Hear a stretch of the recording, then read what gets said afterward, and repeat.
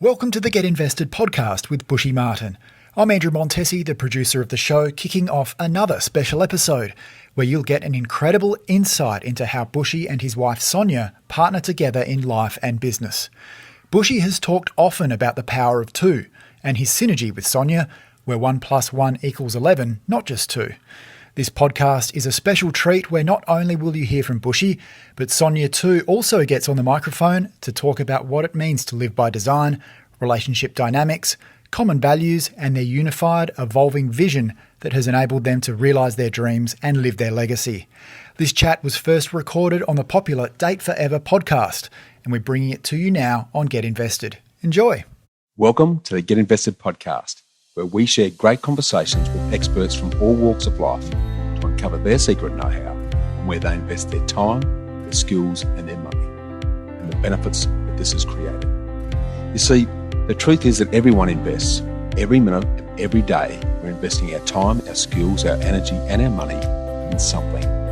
Some of us are investing consciously, some unconsciously, sometimes for good, sometimes for bad, and sometimes for no impact. Get Invested will help you to start living by design, not by default. I'm going to help you to make it happen, not let it happen. You will hear the top tips on how you can live with conscious intent so that you can live more, work less, and leave a living legacy by investing now. Listen to the show to discover the top tips on how to get started, make the most of your investment journey, and ultimately to be living your dream, not someone else's. More episodes can be found on iTunes or at bushymartin.com.au/get invested. Thanks for listening, and now let's get invested. In this week's episode, we're chatting about creating a grand vision for your life, living a life by design in line with your values, and the money medicine worker and wealth builder strategy to lifestyle success. But before we jump into that, Sammy, what's been fueling you up this week? My humming household fuel tank got some fuel over the weekend. Oh, it certainly did, didn't it? Yeah, with a big extravaganza to IKEA. Yeah. We moved into our apartment like 5-6 months ago. Yeah, 5 months, I think, yeah. Yeah, and we hadn't moved in like 5-6 years, maybe 6-7 years. So we had a lot of furniture that wasn't quite fitting quite right in the new place, and we've been living with it like, oh, that'll do. And close enough. We've done a few rearranges already and like bought a few little bits and pieces, but there was still a lot that wasn't quite right, was there? Yeah, so last week I was like, nah, I've had enough of this. This is not serving me. There's little things that are driving me crazy and I'm going to make change. Yeah. So I made change. It was really good. I felt like I hadn't really carved out enough time to really nest here and make it our own. So I took most of Saturday to do that, which was really, really lovely. And we got a new Prime Minister. Yeah, we did. Yeah. Yeah. I this show isn't about politics. This show isn't about any of that sort of stuff. But I'm excited for change. Yeah. What about you, Nath? What fueled you up? So mine was a little win that I had on Friday in that I went out for my first solo surf. I mean, you were there, Sammy, but over in a group of people, but I was out there surfing by myself.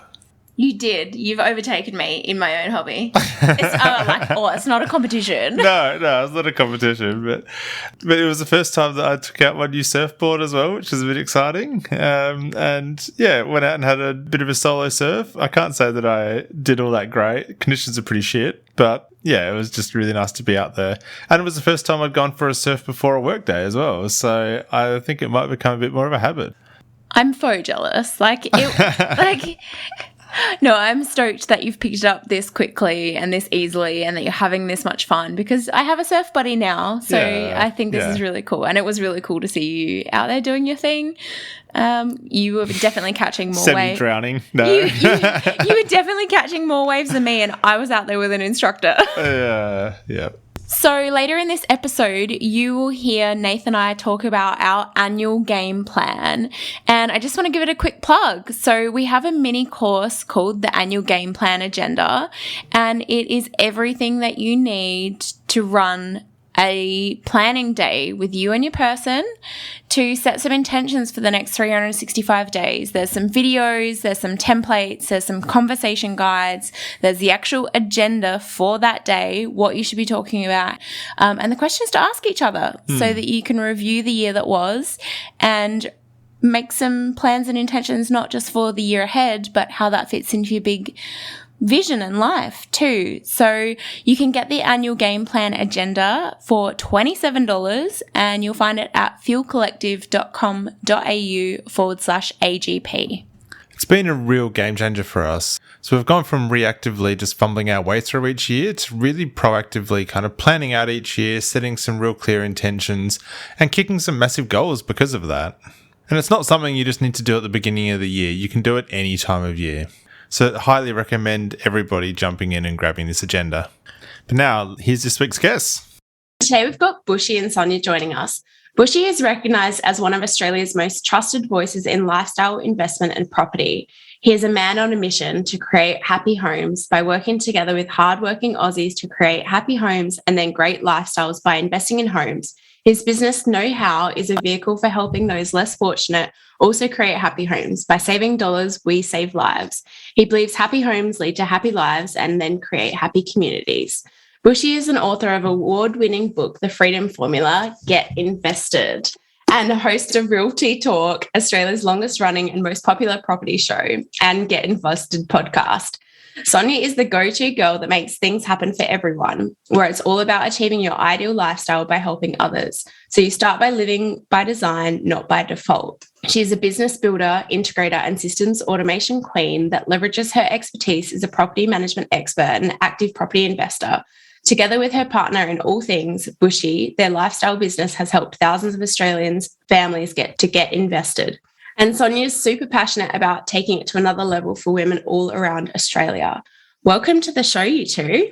Awesome. Hi. We've been looking forward to joining you two for ages. So it's great to have you here. I think, like, little disclaimer before we get into this interview, when Date Forever, the show, was just a concept, these two helped us shape it and gave us lots of insights and wisdom about running a podcast and whether or not it's something that we might like to do. So really, thank you so much for supporting us in our early seed stage when this was just a little blip.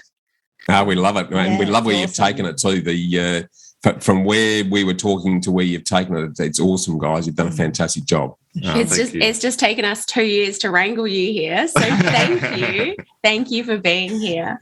What that intro didn't really say, it did say that you're a partner in all things, but you are also business partners, life partners, adventure partners. You two are just a dream team, and I'm so excited to have this conversation with you. But maybe let's go right back to the beginning. Where did it all start? How did you meet? Yeah, really interesting, actually. It was way back in the days when I was an architect, Sammy, and I actually went away on a holiday, and the guy that I left in charge of the office, we needed someone else on the team. And when we came back, Sonya was part of the team. So we worked with each other for a period, and then we went in separate directions. Sonya went to Darwin, I went to Perth, and we reconnected in Adelaide sometime later. And when we reconnected, we were both single again. We'd come out of our relationships. And there was a sort of a chemistry there right from day one. It's harder to put into words or to describe, but there was just a mutual respect and a connection that really blossomed then when we got together in Adelaide some years later. Give us some timeline. When was this? This was back in the sort of mid-90s-ish. When I was a little kid. Yeah. Were you born? Were you even born? Yes, we were both born. Okay, we both snuck in the 80s, just. Yeah. So what, you've been together for 25, 20, something More. like that years? 24 years married. We'll 24 years married this year. September 11th, actually. It's it's a pretty big date now after Twin Towers, but we were pre that. Yeah. And we would sort of had known each other 4 years prior to that. It was your date first. So you alluded there that you'd both been jumping states and cities and then reconnected in Adelaide. We know that the two of you do live a very intentional life by design and that you do live across multiple states and cities still. Can you tell us a little bit about that? Yeah, well, we're both gypsies at heart, I think, guys. That's the reality. And Sonia's a real gypsy because she's half Hungarian, so there's some real gypsy blood in that regard. And I was very similar. I was born and bred in a tiny 2-horse town in Western Victoria, but my father was a stock and station agent, so we ended up every 1 to 2 years we were living in a different country town, and it sort of, I think it gets in our blood. Sure. You sort of that curiosity and the learnings that you get from going to new places. It's just part of who we are and what we enjoy. So when we got together, it seemed like the obvious and logical thing to continue doing that. We based ourselves in Adelaide for an extensive period of time, probably the longest we've been anywhere individually all together.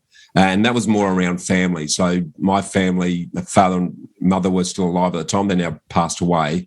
And once they passed away, it became evident that we weren't spending enough time with Sonia's family either. So we made the conscious decision to, I guess, go backwards and forwards between Adelaide and the Mornington Peninsula, which is where we're talking to you from now. And COVID sort of made that Mornington Peninsula exercise a little bit more permanent than what we thought it would be. But we've just spent another month back in Adelaide doing some renovations to some of our properties, and now back on here. And we're pretty excited about the next leg of our journey, which will be a road trip from Tasmania up the east coast looking for our forever home, where we're just going to base ourselves in a location for a month, suss it all out, get a really good feel for it, then move on to the next and continue and combine our love of travel with finding a home, but also working on the road. So we're pretty excited about all of that. Yeah, amazing. So you've managed to have 2 home bases. Tell us a little bit about how you did that, because Nathan and I, we're like in our early 30s and we're like, how do we get one house? And let alone, like, what are the logistics of having 2, and how did you do that? Yeah, that's a really good thing. So an important part of our early journey was rent vesting, and very deliberately rent vesting. We fell into it almost by accident in terms of, and let me explain what rent vesting is for those listeners that may be not aware of the concept, but it's about renting where you live to have access to lifestyle and investing in properties that are growing in value and giving you an income. So the early days when Sonia and I got together, we're second-time rounders, so we'd both been in relationships before. It was pretty much a ground zero moment for us when we got together. We literally had nothing. We didn't have 2 cents to rub together when we got together. And I guess one of the important things we did early, because both of us had learned some pretty interesting mistakes from our first relationships, and we're both absolutely determined not to make the same mistakes again. And given that I was an architect for nearly 20 years, where you spend your whole life designing something, you get very clear on what the end game needs to look like, and then you break it down to what am I doing today that's going to get me from here to there. That became a pretty natural thinking process for us. So when we got together, we spent a lot of time developing our mutual vision, making sure our values were aligned, and then the how to get there. It became fairly evident that being able to rent vest and have our income and our wealth growing from properties that we didn't actually live in, but had invested in, and it was very tax effective to do that. So the properties looked after themselves. It had no negative impact on our lifestyles, our salary or our savings. And we had the freedom then to rent in locations that we wanted to be in. And we've continued the same exercise. So we've got a property in South Australia, which is still a base. We've rent vested here in Mornington. So we lease this property. So currently leasing the property that we're in. And that's a very deliberate thing, because we don't necessarily want to be here long term, but we've created an asset base that fuels that exercise from an income perspective, and therefore allows us pretty much to live anywhere. So it sort of accommodates that passion that we both have for travel. So it's worked well. It will continue to work well, and we'll continue to do that until such time as we find the forever location and build the house on the hill looking down the valley to the water below. I bet that must be pretty exciting for you as an architect as well, to be able to. I love it. Yeah, absolutely. I'm really excited about it, Nath. It's the creative by nature, and the opportunity to bring it all together. And we've been having lots of conversations around it. and talking about what we do and don't want. And it's an exciting process for us. Yeah, So to give your book a little plug here, so your book is The Freedom Formula: Live More, Work Less, and Leave a Legacy with Property. So just a little disclaimer there that like these two, this is what they do for a living. They help people to do this. So if this is sounding like, oh, this is interesting, please reach out and get hold of the book and have a chat. But I would love to know, before we kind of dig a little bit more into where you're at now and where you're going, you both mentioned that you'd come from a core relationship when you first got together.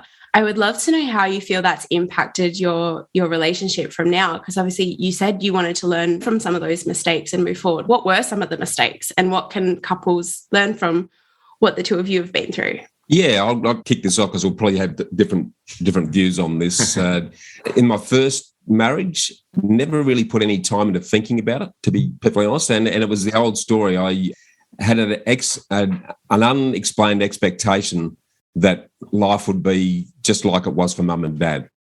So mum and dad's model was the male works, the female looks after the home pretty much. And I went in with that expectation. Didn't really work out that way. We didn't really ever have hard conversations or honest conversations about anything. We just went in with this assumption land. And as we all know, assumptions get you in a lot of trouble.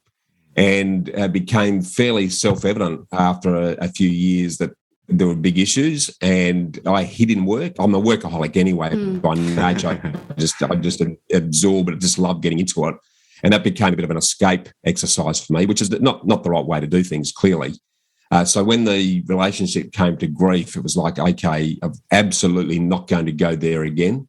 And I'd spent more time in counselling after our relationship went west than I did before, actually, because I was determined to work out, well, what is it in me that's created these issues, and what things do I need to do differently second time around? And I guess one of the key things for us was having really open, robust conversations about anything and everything pretty early in the piece. And I was a pretty gun shy second time round. I carried a bit of baggage with me in that regard. I wasn't going to be told what to do, and I overreacted pretty early in the piece.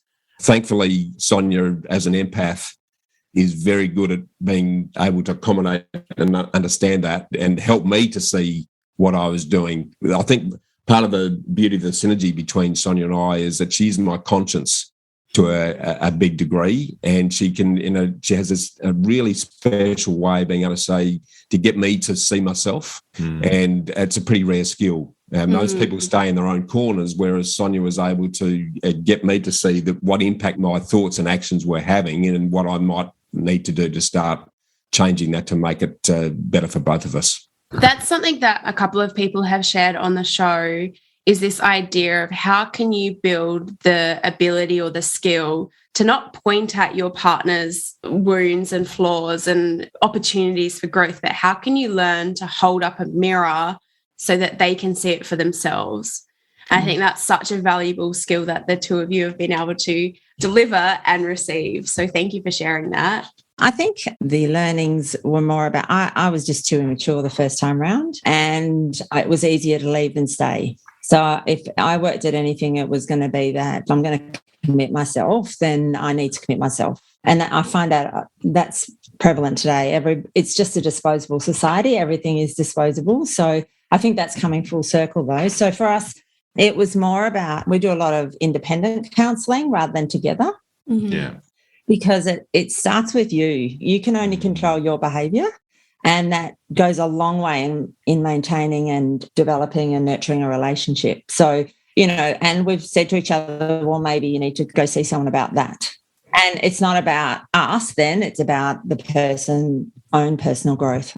Yeah, absolutely. And I think that's so, I don't know if there's a delicate way to say this, so I'm just going to come out with it. But I think often when couples are heading to therapy or counselling together, they're pointing at their partner and saying like, they've got to fix this, they've got to do this, they've got to whatever. And that removes ownership, responsibility, accountability of the individual. And if it's outside of yourself and your control and your influence, how can you possibly change anything? And you definitely can't create better. And Fuel Collective, our whole ethos here is about adding fuel to your relationship so that it can be better. But if you've given up all ability of influence to your partner and they've given it all up as well, then you're both up shit creek. Yes. So I just want to acknowledge and appreciate like how it really does. It starts with you, and your relationship with yourself sets the tone for every other relationship that you have. So more therapy for everyone, more counselling for everyone. Yeah, totally. Yeah. There's still to some degree a perception that there must be a problem if you're having therapy. I totally disagree with that. It's a different form of holding up the mirror. And if you're serious about your own personal development and wanting to continuously improve, then that can only add to the relationship and strengthen the relationship as a result of that. And we all know, we've often said that there's actually three sides to every story. There's my side, your side, and the truth. And the reason I say that is that our perceptions and our expectations and our beliefs tend to colour how we see things. And in between my view and your view, there is an objective view. And if you're able to constantly sharpen the sword by putting yourself in front of someone who's totally unrelated and independent of the exercise, you can start to see things for what they really are. So, and that's been really beneficial to both of us constantly along the journey. Yeah, definitely. So, Bushy, I want to go back to something you touched on earlier. And you said that, like, in kind of the early stages of your relationship, you got really aligned on your values and what you really wanted out of life. And I understand that you've got a bit of an annual process for doing that check-in as well. So can you just give us a little bit of a rundown on, I guess, how you first got that alignment and then how you keep that alignment? Yeah. It comes from my architectural background because you're constantly designing things. And without me knowing it, it becomes an innate part of how you approach everything. It's a way to solve problems, actually. So, and I'm a very, by nature, a very visual person. So I like to think in pictures because they're much more magnetic and attractive if you've spent a lot of time actually visualising what things look like. So I remember one Sunday afternoon, we were talking about, okay, let's plan out our lives. So we found this beautiful little restaurant in Clarendon where we had the homestead for quite some time. But we actually ended up there completely unrelated. But we sat down and we planned out our perfect day, our perfect week, our perfect month, our perfect year. We wrote it down. We did it independently, and then we came together and then said, okay, well, let's look at how this thing can thread the needle.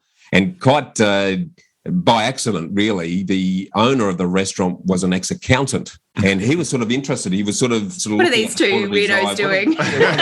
We're sitting over there, bottle of wine, drawing and sketching. And sort of threading it all out. And once we explained what we're doing, he said, I can help you monetize that. I can work out what that lifestyle costs. And that process now has become an integral part of what we do to help others. So we got really clear on exactly how we wanted to live and vivid with that. And in fact, on the wall behind us, you can see the original vision board. The vision board. Oh, yeah. So I still carry it everywhere because it's just that subliminal reinforcement of the things that are important to you and being visual. Like if I see a picture of it, it just embeds in the subconscious much more easily. We did affirmations around it. I recorded our perfect day on my iPhone and replayed it every morning when I was in the shower. It was just this sort of subtle reinforcement. And I got excited about that because it was a really engaging vision of exactly how we wanted to live. And it's amazing how magnetic that becomes if you keep doing it. And it also, not only magnetic, but it becomes a compass because it meant then that every decision we were making day to day was around, is this taking us closer towards that ultimate lifestyle or further away? So it becomes this guiding, like a GPS, I guess, in a sense, because you're then making sure you're on track.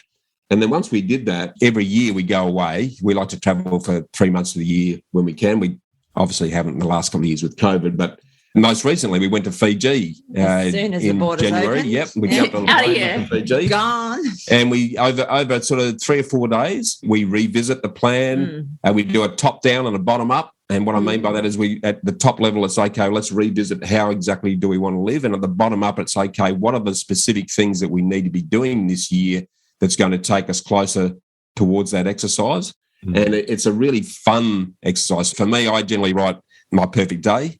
Sonya wrote a letter to her mum in 10 years' time and detailed what the day and her life looked like at that point. Mm-hmm. And then we bring those together, and that becomes the common vision. But I think the underpinning exercise of both of us is the shared values piece. And we actually spent a fair bit of time actually breaking down what our values are and what our common values are. And our common values now become our values for our business. So we call them our gold values. And if you break gold down, then the G is for generosity. So we're very generous with our time and sharing and helping others. Yep. The O is for openness. So we're very open and vulnerable and honest about what we communicate, and not scared to have the hard conversations and very robust conversations at times to really flesh out what each party thinks and then decide on where we're going. The L is for leadership. So we believe in leading from the bottom up. So leading in a way that helps others to lead their way is pretty much the way and create a circle of safety that enables that to happen and each individual to blossom. So that works really well in our relationship because we're not static as people. We evolve, we're dynamic, we're constantly changing. But if we've got a framework that actually celebrates that and allows that and is not threatened by those changes, then all of a sudden there's no major hiccups that you have in a relationship as a result. And then the D is for diversity. So we celebrate the differences.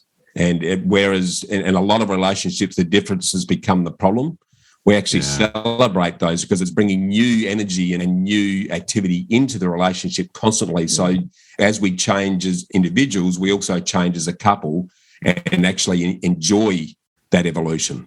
I love that. That's such a great. And is this yours? Is gold yours? Did you create this? Yes. Yeah, I love that. Have you got it somewhere up in the house or? Yeah, well, every week, even at our team meets, we have a weekly team meet with our crew, and we go through how we demonstrated our gold values this week. I love this. We individually talk about how we do that. So it's a really good thing, and it really inculcates that approach to life and approach to business and everything we do as a result of that. So it's been really good. Yeah, and that you've just modelled that life by design. It's like we've set the gold standard, totally fun, totally intentional.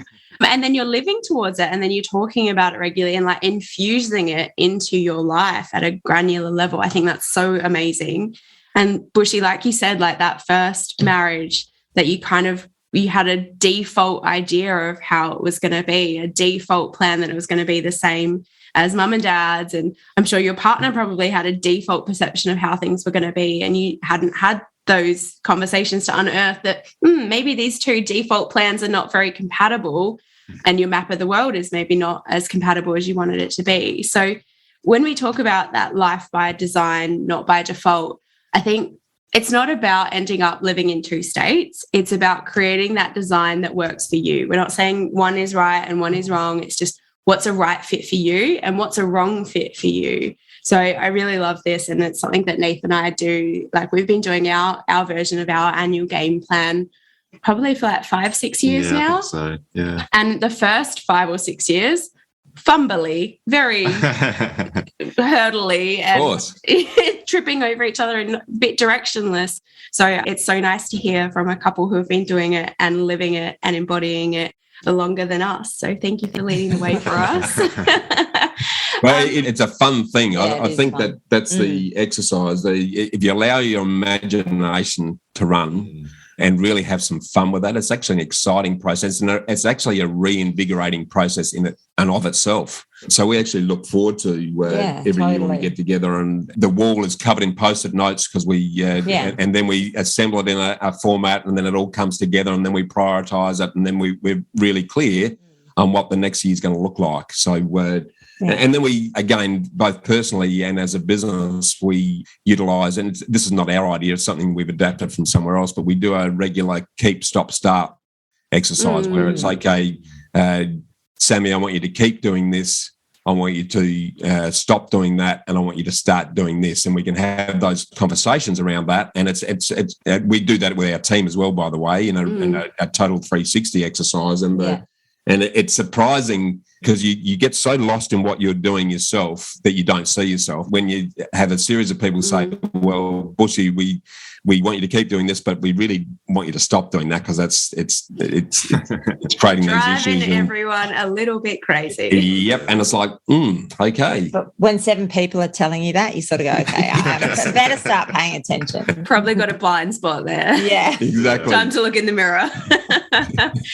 I love that you've shared that, because I think the pursuit of better, you need to be able to receive feedback, because if you can't receive that feedback and you can't give that feedback, you've got no hope of being able to pursue better, because you're not looking for the next thing that you can work on to be better. But it also takes so much humility to be like, all right, I'm going to receive it. I'm going to hear it. I might not like it. I might need to process it a little bit. But I think it's a practice skill to it, both in the workplace and in your relationship. Because I know it was something that Nathan and I were not very good at in the early days of actively giving each other constructive, meaningful feedback. I like it when you do this. I don't like it so much when you do that. That really annoyed me when you did that. And those things would build and then they would explode. And it doesn't have to be like that at all if you can have a constructive, meaningful feedback giving and receiving conversation. So the two of you, very ambitious humans, but living a life by design and not default. How have you navigated your two conflicting or competing or collaborating careers? Yeah, well, it's a good question because hindsight's an easy thing because I've reflected on this a fair bit. And I actually spoke about this a couple of years ago to a conference exercise and we talked about the power of two. Again, this is not original, but, 1 + 1 in our case equals 11, not 2. And it's that synergy that comes from that. But one of the things that we consciously decided, because there's often a battle between the parties in terms of who wants the career and then who's stuck at home, and it creates tensions when one feels like they're compromising and the other's pursuing. And one party might be going hard on the career, but they're missing time with the kids, and the other's stuck with the kids and feeling like they've given up their career. So we sort of consciously made a decision, and what I've affectionately refer to it now as the Madison. So you're probably familiar with that bike race where there's 2 riders. One's going flat chat around the velodrome and the other's just sort of cruising it up on the top of the rise, and then they come down and they do a tag team and then propel the other rider into the race, and the other has a breather. Well, we sort of adopted that approach very much with our careers early on, and we split it into what I call the worker and the wealth builder. So one party would earn the income to pay the bills, while the other party then invested that in things that we're going to build a nest egg that would then fund our lifestyle long term. And we became what we call passive aggressive about that. When we first got together, we had been quite career minded. We had what I call our Kiyosaki moment. We went to a Robert Kiyosaki conference in Adelaide, and the big passive income penny dropped. Rich Dad, Poor Dad. Yeah. You got it? Yeah, absolutely. But it was a real penny drop moment, and everything that we did, and that was very early in our relationship, everything we did from that point had to have a passive income in such a way that our income was generated without relying on us to do it. So, and that led us down the business path. So to give you a bit of colour around that, when we first got together, we ended up getting into recruitment in different companies. And then we decided we needed to start a business, and we had started investing in property at that stage because we could see that as the vehicle. And we weren't that happy with how our properties were being managed. So we decided we would do it better and set up a property management business. Yep. So Sonya jumped headlong into that property management business.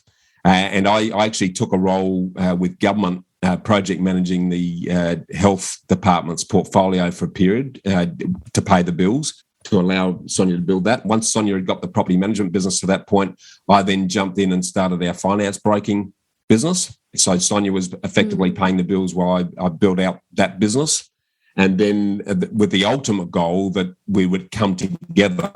So we ended up selling the property management business. I was in a partnership with the finance business. We got out of that partnership, and then we came together in what is now Know-How, which kicked off back in 2015. And that then brought everything into one place. So we live together, we work together, we play together.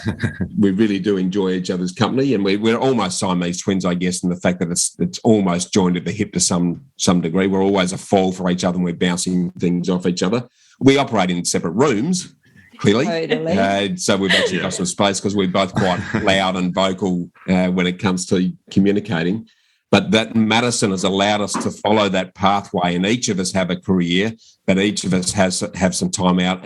But it all revolves around that really clear vision of where we wanted to end up and how we were going to make that happen. Does that make sense? Yeah, that's amazing. So I know that we were reading a book called The 100-Year Life, and what this was talking about was that when life was shorter and you were only living for 50, 60 years or something like that, that you would exit school, have your career for kind of 20 years and then live in retirement for 10, 15 years or whatever that might be. Whereas with this 100-year life now, we really do have to kind of reinvent ourselves multiple times throughout our kind of career phase. And I really love that idea that you've put together of running that Madison so that while one of you is kind of reinventing that career phase and building the wealth, and the other one is kind of the stability, I guess, that's holding the unit together. Yeah, exactly. And I think the challenge that a lot have where they're either both working really hard is that they get caught on the rat race and just don't have any time to do anything else. Whereas, we're big believers in the exponential growth and the magic of compounding. And the only way we could do that was to say, okay, well, one of us has to build the wealth or one of us has to pay the bills. So this worker and wealth builder exercise sort of almost happened by osmosis to some degree. But once it started to work, it was like, okay, this is doing really well. And I think if we stop and prop on, because with work and life, we just fall into either what happened with our family or what's expected in society without stepping back and going, well, how do we really want to do this? And consciously taking time to have those discussions and have that thought process. But it all comes back to that, having a very clear vision of how you want to live your life. And again, in our business now, we help people do this. And the number of times they'll come to us because we're known for property, but property is just the means to an end. It's just the vehicle that's going to help you get there. The first question we ask people is, so what's your perfect lifestyle look like? And 99% of those people go, oh, never actually thought about that before. It's like, interesting. So Nathan and I have distilled ours, and we want to work 4 days a week, 40 weeks a year, earning, can I say this? Yes, definitely. Yeah, 400K. Yeah. So we did a similar exercise where we figured out, well, what does our lifestyle cost now, and what would we like it to cost? What would be the toys that we would like to acquire? What are the holidays we would like to take? If we were honest about how we would like to celebrate our birthdays and our anniversaries and the milestone moments in not just our lives, but like for my mum's 70th birthday, wouldn't it be cool if, like, those kind of bigger things, like, wouldn't it be great if we could take our whole family away, and what would that look like? And, amazing. And what would we actually need to create to do that? And it was quite an eye-opening exercise because, I don't know, it had sounded so lofty of like, oh, we probably need millions and millions and millions of dollars to do that. And then you go, hold on a second. You don't really. If we can do that and work out what we need between now and then. Yeah. I love that. The magic of fours. I'm hearing a lot of fours in the it's my favourite number. Favourite number two. That's awesome. It's so good that you don't know how rare that is, guys. There's so few people who take the time to do exactly that. And what you've described to me immediately connected with me. I could remember that. So it would become an easy part of what I'm doing day to day and guiding those decisions. Otherwise, you're just at the whim of the next person you talk to or the next thing you see on TV. And a lot of Aussies let life happen to them. They use busyness as an excuse for why they can't take control and become very reactive. And all of a sudden, you're 55 or 60 staring down the barrel and going, where's my life gone? And holy hell, I'm not going to be able to do what I thought I was going to do. And they either give up or they just work until they drop. Yeah, a big part of that vision for us too is about being location agnostic. So we might choose to stay somewhere for a period of time, but we would like to not have to be. Yeah, or we might have a home base, but home then base. have the ability to move around and live where we want to live. And then, those 40 weeks. Sounding familiar. Sounds and like then, good. yeah, and then those other 12 that we can do with what we like. But I also think, like, I want this to be sustainable for us. Like, I can't imagine that Nathan and I would be filled with joy and meaning and purpose if we weren't working either, or we weren't contribute. When I say working, I mean, like, we contribute to Fuel Collective and the Date Forever podcast, and this looks like work, but it also is fun and meaningful, and we are contributing to a conversation that is really important to us. So if everyone could go and have these conversations, I just wonder, like, what would the world be like? Like, if we had people who were really fulfilled by the life that they'd designed, not the life that they'd, like, fallen into.